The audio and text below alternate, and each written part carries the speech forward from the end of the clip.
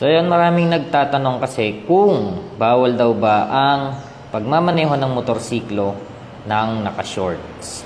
Okay? So as a general rule sa RA 4136, ang sinasabi ng dress code ay yung pagsusuot ng shorts ay pwede.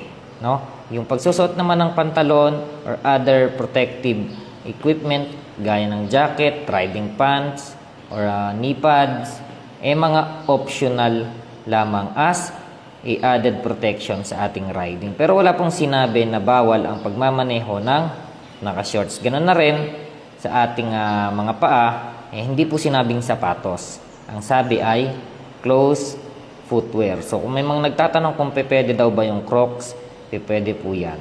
Okay? Kasi closed footwear siya. Siguraduhin lamang natin na nakastrap yung likod for added protection. Pero kung gusto mo naman na safe ka palagi, magsuot ka ng riding pants, riding gears, para masigurado natin na ligtas tayo ano man yung mangyari sa atin sa daan. Alright?